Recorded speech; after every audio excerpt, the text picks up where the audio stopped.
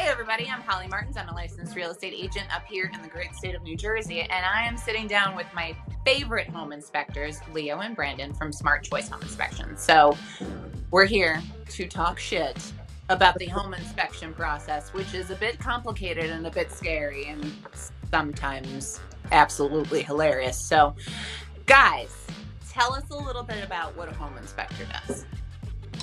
Well, first of all, hey Holly, how are you? Hi. And hey Leo, what's going on, brother? Hey.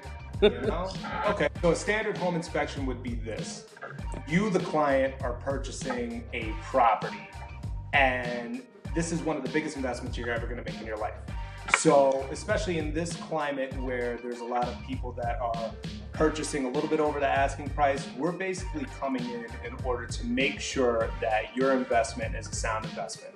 There's always going to be problems, and you, for lack of a better terms, you hire us to be the devil's advocate in the situation. We're going to be talking about the negative things. However, what's important is hiring a home inspector that is able to see down the line. We don't just see the problems of today, we see possibilities for the future. So basically that's all we're there for. We're just letting you know this is what you're going to walk into. Here's a timeline of when you can put this on the back burner and when you're going to want to fix it, or what you're going to have to address now. And hopefully your realtor and your lawyer are going to be able to negotiate it. So we're just basically finding all the issues so that, you go into your investment fully aware of what's there. And that's about it. You agree, Leo? Right. And then, having a background as a contractor, we're not there only to scare the clients, but also to kind of explain on how to fix the issues throughout the home, which is also very important. Yep, absolutely. Yeah, that sounds good. And I think like you guys hit the nail on the head too. Like, you're there for the buyers. Mm-hmm. And I think that that's a point of confusion, especially in this competitive market where like everybody's just trying to hustle to get deals done. Like, mm-hmm. You're not there for anybody's benefit except for the people who you're representing, and those are the people who are buying the home. Well, let's be honest. Everybody signed the fiduciary responsibility clause when we got our licenses. Realtors signed it. We signed it. Lawyers signed it. So we're all on the same team. Mm-hmm. And that's one stigma that I like to break as a home inspector, referred by a lot of realtors all throughout Jersey and Connecticut. I'm not being referred because I am on the side of the realtor. I'm being referred because when it's that Avengers Assemble call, I'm one of the ones that are coming up to bat, because we all work together as a team. The lawyers read my reports before. Me and the realtor know, okay, this is something that you should fight for. This is something you shouldn't. We all trust each other, and we're all there for the client. Exactly. We all have a fiduciary responsibility to the client. That's it. Exactly. And I agree with you. Like, I think a lot of people assume that when I'm referring somebody, and I always have this, like, there's an asterisk with my sentences. I'm referring people to you because I trust them, and because they've proven themselves, and because I know that they're going to take care of my clients, because it's about the client having their needs met at the end of the day. It doesn't matter what happens with us, Absolutely. And I mean, you as well as me, me and Holly came across each other through Leo, but I've used you for personal deals, and that was just basically, that wasn't based on any marketing, that was just word of mouth. And I think that us, even though we're younger, we just hopped into social media. Most of our business grew from word of mouth and good reputation, and that can only be had by being honest with everybody involved, realtor and client. So I live by that. That's what our company's founded on. Yeah, absolutely. And that's why you two have gained everyone's trust. And Anthony too. I know he's your baby, but he's on the list too. Most of the time when we're working with buyers, it's their first time purchasing a property. It's very infrequent that we have a repeat buyer. And when they do, obviously they understand the inspection process a little bit more. But when we're doing it, I always tell people, like, when you're working with your home inspector, it's a great opportunity to ask questions so that you can understand what you're buying. But I think that it's still very overwhelming, because you're not looking like at a single room. You're looking at the entire interior and exterior of a property and all the little minutia that goes throughout. So if you had to give like one reassurance to clients, what would you say that like reassurance is? Leo, what's our motto? What? Go with the flow? Go with the flow? Yeah. Go with the flow. All right. So I know that we all have professional horror stories and like moments of awe. And this is one of my favorite things to talk about with other people in the industry. So I want each of you to give me your favorite moment in home inspections, and then like the craziest shit you have ever seen in home inspection. So Leo, I will send it to you first. I'll go first. All right. Yeah. I think one of the best moments we had with home inspections, I think it might have been 2 days ago. We did a mold inspection. We had a family that had a small child that was losing hair, and even after getting a lot of medical tests done, they couldn't really pinpoint what the issue was. So, we went in, we did a couple of mold tests, we did lead swab tests as well. What do they call, brother? Lead. We did lead dust sampling. Dust wipe samples. Dust wipe samples, and I think this coming week we may actually find the issue that might help out the kid. So I think that was very rewarding. Yeah, definitely. That poor baby too. That's so scary for the family. I felt so bad. My God. And then the worst story. What was the worst story? I think the worst story that we had, I think it happened about 2 years ago. It was in the township of Patterson. I discovered that the homeowner was catching pigeons through a soffit hole, and he was eating them in the attic. Oh! And he also had a big cage full of them. When I asked him what he did with the pigeons, he smiled and he had no teeth. Okay. That was the best one. So, and you were doing this just for like a normal residential transaction, which Right. means that the buyers and their agent were there. So when you made Right. the discovery, I'm just trying to process. Right. So when you made the discovery, what was the general reaction? Did you like play it cool? Like, well, We stayed quiet, and we kept the inspection going pretty good. You asked for a bite, didn't you? like, are we doing a rotisserie on this? Or We almost Let me get barbecued a the couple wing. more pigeons. oh my gosh, yeah, that one's got to go in your memoir at the end of your career. That goes into the books for sure. Mm-hmm. All right, Brandon, your turn. All right. Best experience is, Leo, you'll remember this. Let's go back to Patterson. We were in Patterson doing a new build. It was on an existing foundation, but it was a new build. And the person was buying it. She was a single mother, and she just wanted to, start her real estate investment journey. And we were checking everything in the house, accounting for all the issues there. And there was one thing that we didn't miss, but it wasn't there at the time. They hadn't installed the condenser units on the roof yet. They weren't done with the HVAC. So we couldn't check the installation. Well, what happened was when the HVAC guys went there and put the condenser units on the roof, they didn't seal any of the penetrations into the flat roofing. So a couple months go by, and me and Leo were in the truck. We're on our way home. I think we were getting something to eat, and we got a phone call from the realtor at the time, and she was freaking out. Water had spilled into the third unit, down the sides of the building, through all of the cavities, behind the ceilings, behind the walls, to the point where there was water dripping out of the light bulbs on the first floor. The entire house was just ruined because of this. So we called the client, and she was devastated. Luckily, we have good relationship with public adjusters. They came in, and she ended up walking away. I think, Leo, what was it? At the end of the day, all set I done, think it was about 100. Yeah, 135. Yeah, $135,000 check from her insurance company because of the people that we recommended. And I think the job cost about maybe 70, 80.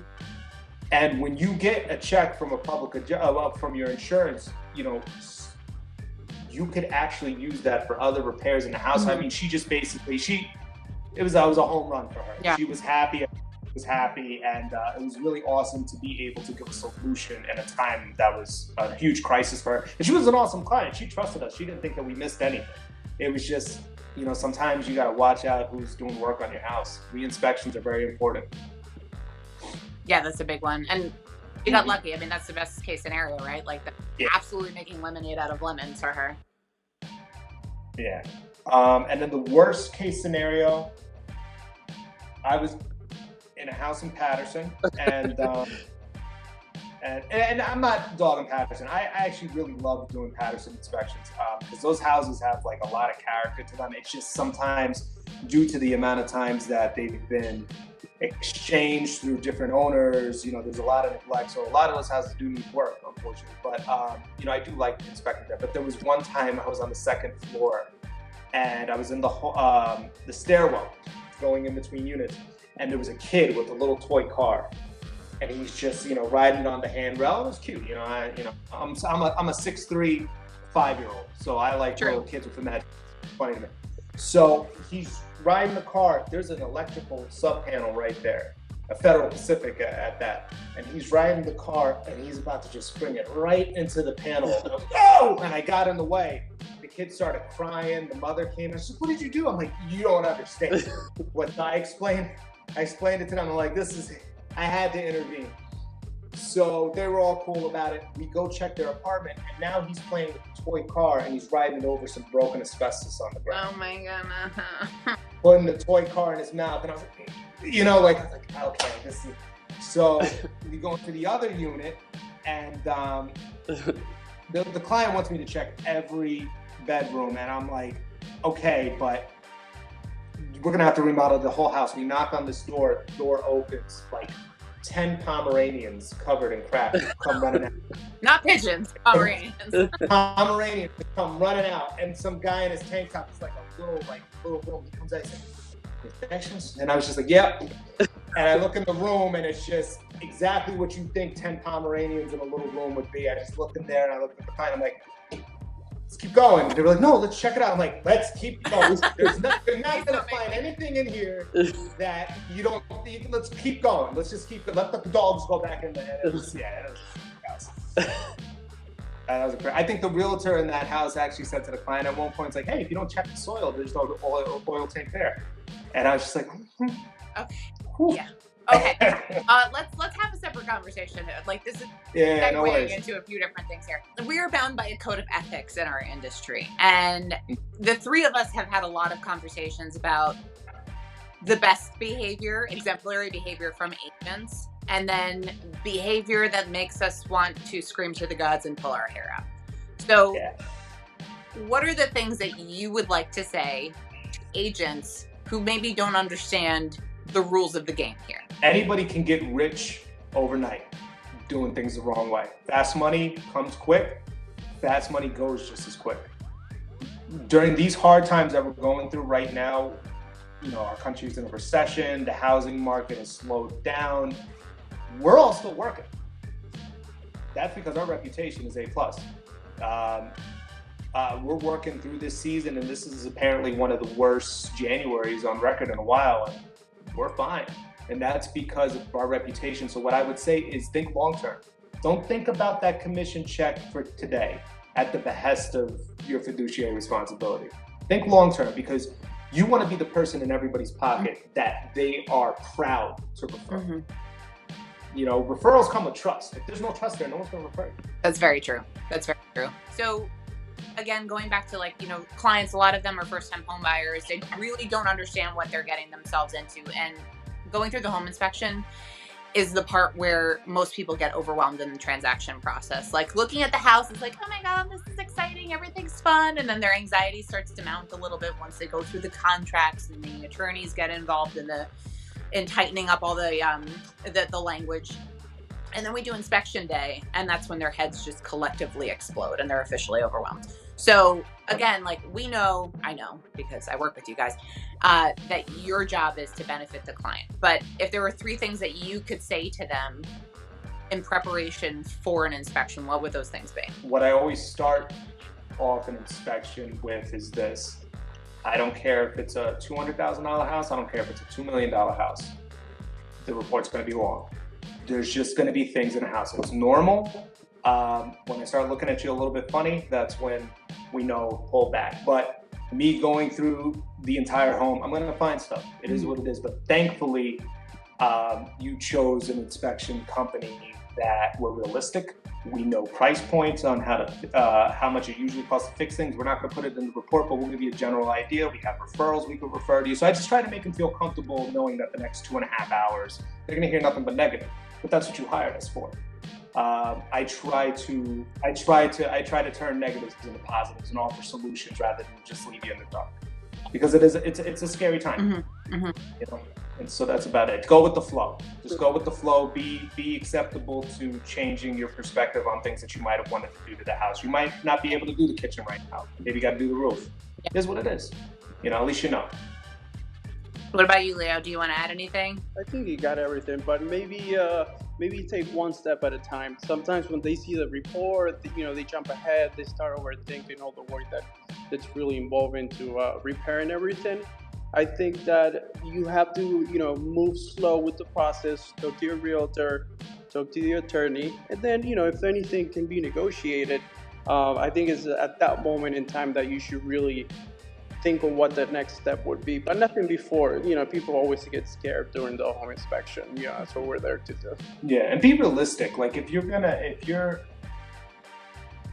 had plans to do a big remodel, get the contractor in line before you move forward with it. Don't think that your family member is going to be able to pull it off, because that usually doesn't happen, especially if he's not in the business. So don't just have your team, especially if you're going in as an investor. If you're saying you're a real estate investor, you don't have a contractor, you don't have a team, well then the inspection is going to be pretty scary, because you thought it was just like a turnkey property, but we're in a 3-family that's 1900s in South Amboy. It hasn't been dealt with repairs in 20 years. There's going to be some stuff.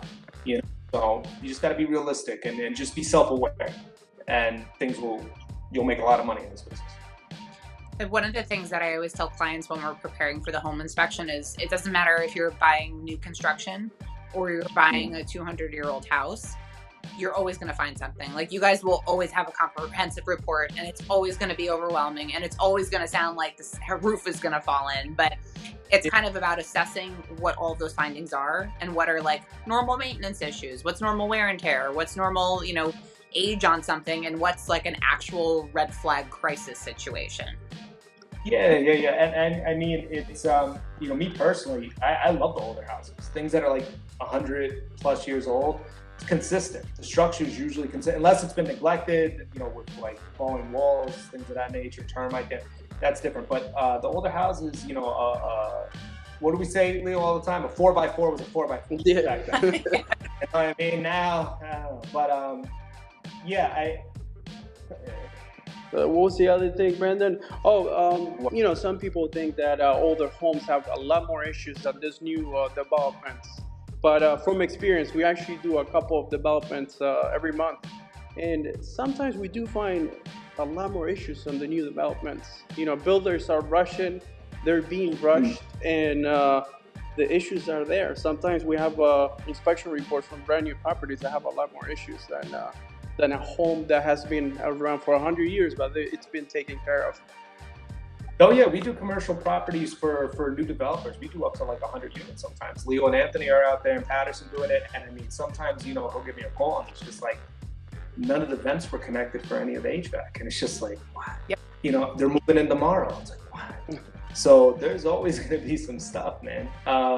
But at the end of the day, I mean, that's why we're here. And we find, I mean, even during the pandemic, when everything was as is, there was no credits. Leo, what did we get? 75 grand off of bank-owned property? A couple of them, yeah. Yeah, like, just do your job. That's it. That's all we're there to do. So let's dial it back down to like the 101s of home inspection. So when somebody's hiring you for, let's say it's a single family home, they want to do a home inspection, I always tell them that like the nuts and bolts of your services is the entire interior and exterior of the property, unless you need to have a scope done on something, and then it's an additional inspection. So can you tell me about like what you do when you check for termites, or when you're checking for the presence of asbestos or underground storage tanks? What does that look like? And radon too, because we live in New Jersey. So something that we offer in most of our inspections of homes built before the 1960s, we always offer to do, for an added price, an oil tank sweep. Pretty much we usually do the home inspection first, and in the basement we usually look for evidence of oil lines. If we do see them, we try to see where they're being routed to. Let's say, it's on the right side of the house. And then we know that during the oil tank sweep, we have to go extra hard in that area. We use a metal detector, we use the DW6, and we also use a magnetic locator that helps us pinpoint the location and how the oil tank was laid out. If we do find it, if we get a positive, let's say with both devices, then what we do, we try to probe it with a metal detecting probe. So if we do get a hit with the metal detecting probe, then we can recommend maybe a third-party company to come dig it up or and also test the soil if needed. Brandon, what do you think? Anything to add to that? No, that pretty much hit the nail right on the head. We also, we check for radon as well. And a lot of people are always confused about what radon is. Basically, it's just uranium underneath the ground, decays into radium, and then that radium decays into what's called radon. But the problem with radon is this: there's 3 types of radiation. There's beta particles. Once it touches something, it dies off. Gamma particles, that's what created the Incredible Hulk. I don't know if you guys remember that. Fun fact. Goes through. All right, fun fact, right? Goes through you. That's the most. Those are the 2 other particles. Radon is an alpha particle, and an alpha particle. The problem is it sticks to things. The problem with radon is that because it's in the air, once you breathe it in, it sticks to your lungs. And that radiation in your lungs, that's what causes lung cancer. So radon levels, it's in every house, a certain amount of levels. We're just making sure that the levels are they're not at a level that is dangerous to live in. And if it is, then we have the evidence that it's there. You get a radon mitigation technician to come in and tighten everything up. And in New Jersey, they recommend remediation when it's higher than 4.0. Right. 4.0 is the general level, but then sometimes, if something's at 2.5, I'll start looking around and see what issue in the basement could bring the levels down maybe before remediation. And usually what happens is some pump lids are completely off and there's a huge crack in the middle of the basement. It's like, okay, let's patch the crack, let's put a lid on the sump pump, let's retest it. If they went down significantly, now we know. If it's still around the same level, maybe you want to think about it. You already have a sump pump. So the radon mitigation is not going to cost that much money. Yeah, and mitigation is, generally speaking, it's normally just putting a fan system in so that you're ventilating the basement.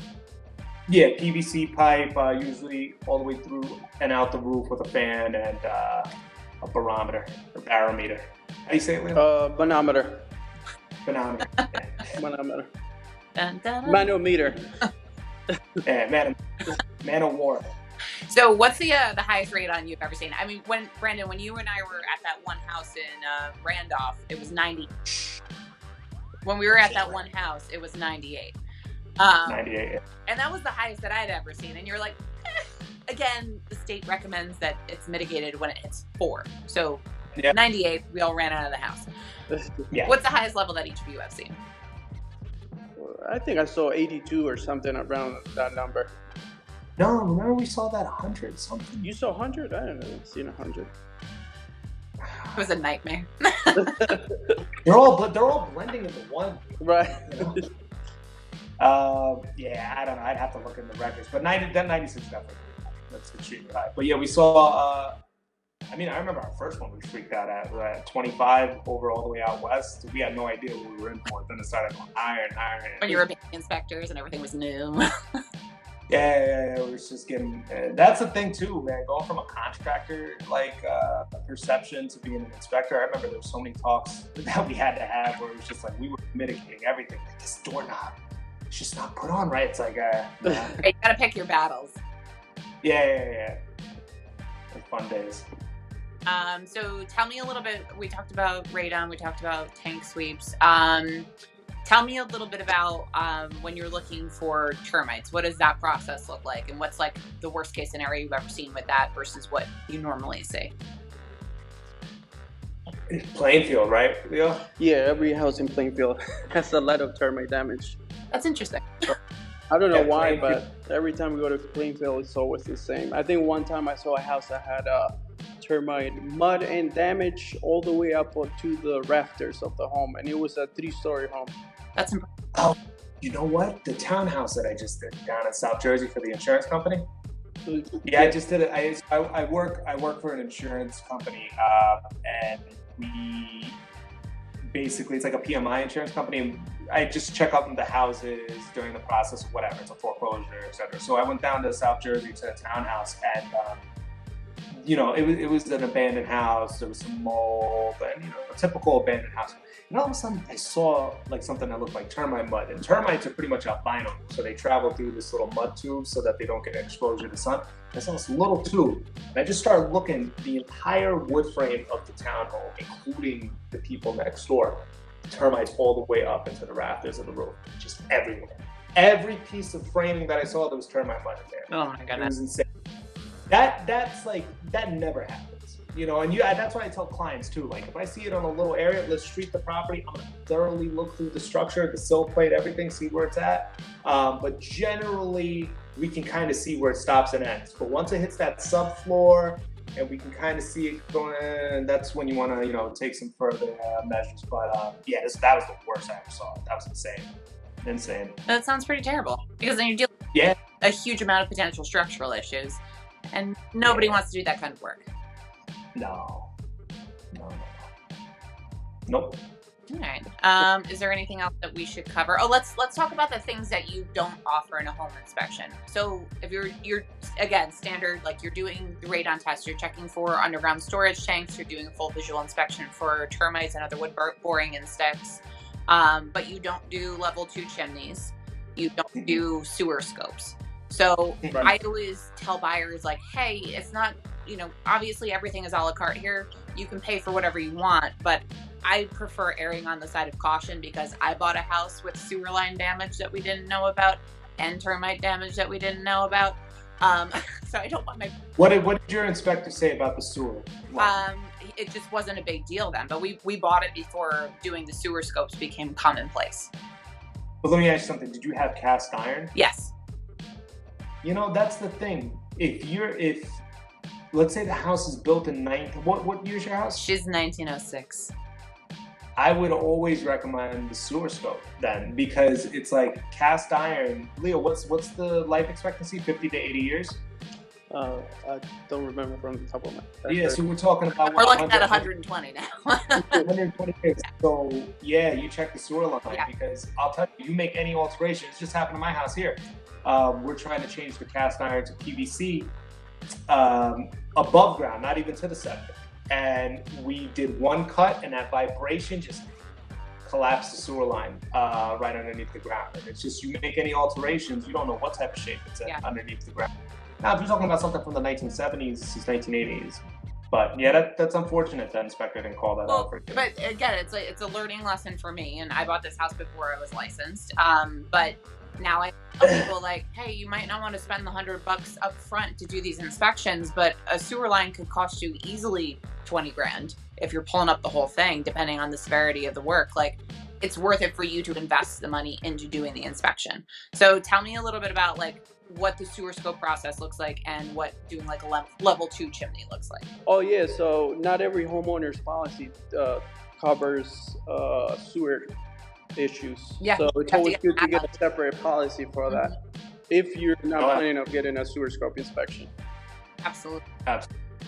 And then with septic, I mean, the company that we use all the time, they're local to me, Evergreen, and they're 10 out of 10. Awesome. Yeah, every time, I don't care where I am in New Jersey, I'm always recommending them. They're great guys. And, they're younger guys like us. They're in their 30s or 40s, and they're just out there doing great jobs. So I'll always recommend people that really take care of clients. And they're great. So yeah, we don't offer septic, we don't offer sewer scopes. We were gonna, but it's just, the more you stretch yourself out there in an inspection, it's just like the more room for error. And not that we're worried about making a mistake, but if we could just focus on the meat and potatoes of it, we'll let you deal with the dessert. That's a good one. Yeah, thank you. Hey, Holly, how about next time we all get together? We bring the cameras out, we're able to do a home inspection. That way, everything that we're talking about here, you can actually see it. The clients and other realtors can visualize it, see what the process is like, because we have a lot of tools that we use that aren't really standards of practice in North Jersey. different lasers that we use to see the floor levels. We got like a new robot that we built in order to go into a crawl space, drone roof inspections, us climbing the roof. We do a bunch of things. So maybe it'll give a client a better idea of what standard to look for when they're getting the home inspection. Yeah, I would absolutely love that. And Right. I want to see what this crawl space robot is about because Yeah. I've not yet seen it. His name is Ned. Is Ned an acronym? No. He's just Ned. Yeah. Here's 5 safety tips. Here's 5 things you don't do with your home inspection. Okay, what's the first Okay. one? When I open the panel, don't say, "What's that?" Don't do that. Don't do that because it's not going to end up good for anybody. I have a heart, so I'm going to save you. We're both going to go climb. Don't touch it. Right, nobody needs to. Yeah, when I'm climbing up the ladder to go onto the roof, the scariest thing is when I look down and someone's coming up too. When the guideline on the side says clearly only 275 pounds. I'm already walking around at 200. You know, you're looking like you're $160. We're gonna fall over, brother. Let me go up on the roof first, and if you want to come up, let me help you go up. And I generally don't like people following me on, just in case. Yeah, does your insurance when your clients fall off of roofs or just when you fall off the roof? Yeah. This might be a little controversial, but filming. I don't like to be filmed when I'm inspecting. And here's why. It's not because I'm worried about anything, about getting caught doing anything or not doing my job. But if you film me, I'm sticking to the standards of practice with what I tell you. Sometimes I'll tell you some off-the-cuff things where like, okay, if we do it this way, maybe, you'll be able to save some money in the repair. But generally, I'm not allowed to really say stuff like that. So the more you film me, the more kind of guarded I'm going to be. And plus, it's kind of weird. Now I'm thinking like, okay, I have to get this right. It's a little bit too much pressure. Yeah. I'm looking at 1,000 things. You're getting in your head. So, yeah. What if we, That's a good one. I don't know, if I rip my pants, it's just, I'm shy. All right, so we got 3 things so far. We've got What else? Don't park. If you like us, don't park in the driveway. It helps us a lot if we can park there, unload our tools. Many times we go, you have 3 cars in the driveway. Obviously we have to park 2 blocks away, which makes our job really hard. And then if you're doing a tank sweep, you need them to move them out of the driveway anyway. Exactly. What about clients who don't come to the inspections? How do we feel about that? So we encourage every home buyer to come out to an inspection because it's a lot easier for reference points once we go over the report, because you're going to call me afterwards and we're going to go over the report. It is what it is. And I'm fine with that. You can call me 6 months down the line once you move into the house if you have a question. Once you hire us, we're there for life. But it's easier if I can reference it to you since you've been there already. But if you don't show up, we've done inspections for people who live in like Nevada that are moving to Jersey. And they still have a pretty good experience because our report's super visual. We don't give you 5 pages with check marks and little comments like this is that. Everything that we see, you're gonna see because the majority of our inspection is picture taken. That and we're younger, so we're kind of more visual learners. So those documents, pictures, that's where we get all the deficiencies from. So you're gonna have the whole thing there anyways. So it doesn't hurt, but it only hurts with reference points. So we prefer you're there. And that's pretty much it. What about clients who come in overwhelming numbers? Like I always tell clients, inspection day is the day to pay attention to your inspector or your inspector. But if your parents want to come see the house, like they're allowed, I'll do a walkthrough with them and then we're going to get them out because you're not there to give everyone a tour of your future home. You're there to pay attention to what you're buying. But that said, like people have kids, people have, like it happens. So what's your ideal situation for traffic control? Well, I used to own a furniture store, so I know how to distract people in order to get the sale. So I used to stay in home inspections where the kids, if we're around Halloween, I have an extra thermal camera.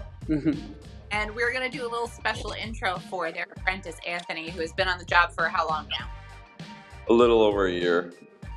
And you were slugging it out there with Leo and Brandon in those streets, on those roofs, in those crawl spaces. Like, I commend you. How do you like the career so far? Well, I really like it because, even though the job can be physical, it's not, I'm not breaking my back. I'm just, we have the tools we need to do the job correctly, so, we don't, if a roof is steep, we're not going to go on ladder. We're going to use the drone, you know what I mean? And, I feel like I can adapt well to those, like, random situations where, Leo tells me, I'm going to do this, you're going to do that, and we make a team out of it. And, we get the job done as efficiently as possible, with trying not to miss anything, because there's two of us. So. Yeah, I feel like that works out well. You guys make a good team. You divide and conquer. You feed him, and then Brandon can we feed him. I get water. That's all. We give him water. All right, so Anthony, I've gotten their best and worst stories. What's your best moment in the industry so far, and then like the worst thing you've ever seen? I guess I would say that I relate to Leo as far as like the best moments. I really enjoy when we do actually help a family, because at the end of the day, we're trying to help them, make a big decision. So there's been times where we've had to come back to properties multiple times just because maybe a family was being taken advantage of by the other, the sellers or their attorney or something like that. And, we don't even charge sometimes to come back just because we understand the situation that some people could be in. And, when those times, like, the hard work pays off, then those are probably the best moments, I think. As far as the worst moments, I don't really know, because we see so many different kinds of things that you get used to it after a certain, point. And I think the worst things are probably just, certain houses are just completely a mess, and like you have to, find a workaround for that. So, it's also important that we are very specific about what we say on the report if we can't see certain things. So, if a basement's full of mold and storage and asbestos and various health hazards, those are the times where I can't wait to get out and go home. But, yeah, of course. It's definitely part of the job. So, you got to take good with that. You moved the drape to open a window, and you didn't like the way you moved the drape with your hand. There was nothing wrong with how you moved the drape with your hand. Yeah. But the report kind of killed the deal because the house was pretty bad. And then he called me and said, that guy, he moved the drape with his hand. He's a punk. And if I ever see him, I'm going to give him a knuckle sandwich. And I was like, yeah. Was this the homeowner or the... It was the homeowner. Yeah. So basically, in the actual order of events, it was like we were, the guy was following us around the entire time after basically harassing us upon arrival to his house. And I was just testing a window, and I didn't put the drape back to where it was. It was like a different height than where it started. And he asked me, "Are you going to move that?" And I'm like, "Yeah, I'll move that for you." And he's like, "No, you got to move it for yourself because you're the one who moved it." And I was kind of taken aback by it, and I laughed a little bit. I think he got offended that I laughed. I didn't know how else to take it, Oh, we were on the phone for about an hour and a half, and he was just like, "Let me break it down to you. It's a thing called respect, okay? I was talking to you on the phone. I know you understand. I guess respect. I did it. Okay, I don't know. Respectful. But him, he has no. I still think it's a funny experience. So whatever. Well, apparently, thank you for moving that blind. So. Now I move the blind back. That's the learning experience I got from that. Yeah. Just a peaceful moment. Yeah. All right. Thank you for having me. Anthony, we'll talk later. One thing I do want to say to you guys is, like, again, the reason I always recommend that my clients use you is because you are good at jobs. You take it seriously. You're not alarmists. You're not neglectful. You're just straight shooters who are looking out for the people you're doing the work for. And I appreciate that because we've seen our clients go through so much, and we don't want to put them in a position where they're spending a huge amount of their assets buying a house that they're going to be in over their heads with.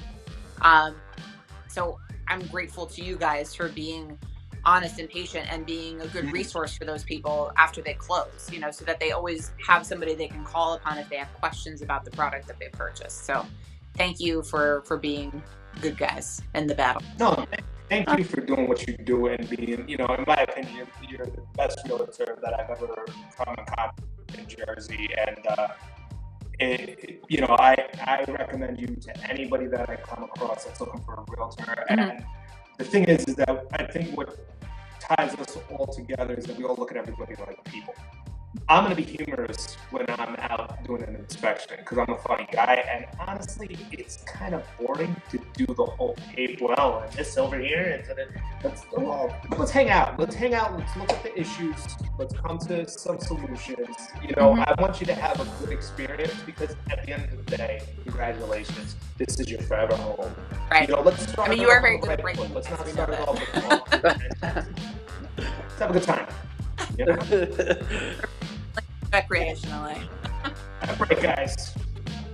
Perfect. All right, guys. Well, thank you so much for sitting down with me. We'll get an inspection on the books. You can give everybody a tour of what a day in the life looks like. Perfect. And I'm looking forward to it. Thank you, Leo. Thank you, Brandon. Bye, guys. Anthony. Awesome. Bye-bye. All right. Bye.